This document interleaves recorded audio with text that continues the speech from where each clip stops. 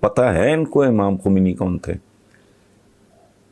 جب وہ جیل میں تھے تو ان کو شاہ ایران جسے کہتے تھے island of stability in this region, Americans اور یہ اور وہ پتہ نہیں وہ کتنے وہ لاڈلے تھے. رضا شاہ پہلوی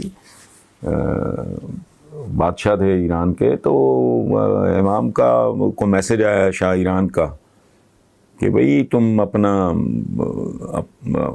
ری وزٹ کرو اپنے خیالات پہ، تو آپ کو چھوڑ دیتے ہیں، آپ کا ہمارے ساتھ بنتا ہے کو میچ.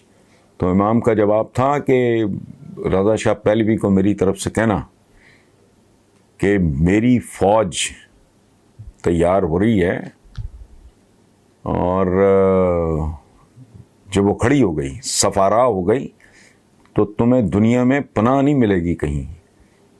تو جو میسنجر تھا یا شاہ خود تھا، مجھے یاد نہیں، بہت پرانی بات ہے، اس نے کہا کہ آپ کی کون سی فوج ہے. مذاق خیز لگی اس کو یہ بات. تو اس نے بڑا طنزیہ انداز میں انہوں نے کہا تمہیں نظر نہیں آئے گی ابھی، وہ ماؤں کی کوکھ میں ہے. مطلب یہ کہ میں ایجوکیٹ کر رہا ہوں قوم کو.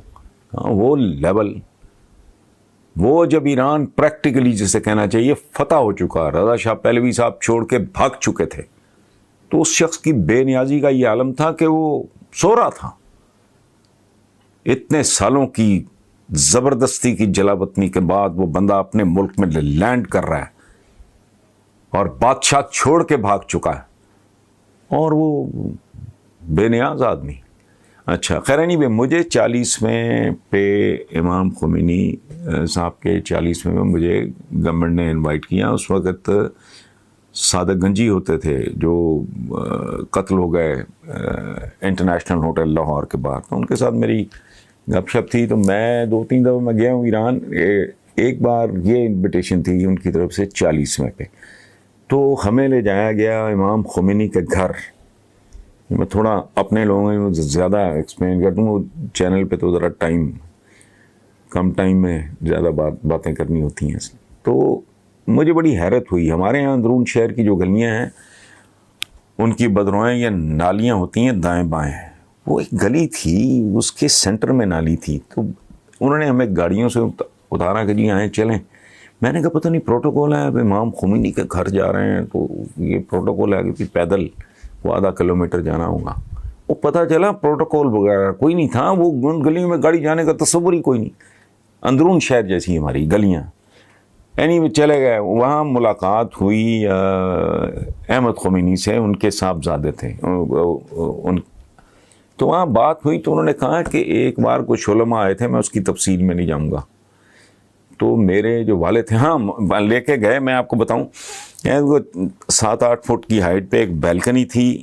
بیلکنی کے پیچھے امام کا کمرہ تھا. جب کچھ زیادہ لوگ آ جاتے تو وہاں کھڑے ہو کے وہ ان سے بات کیا کرتے تھے.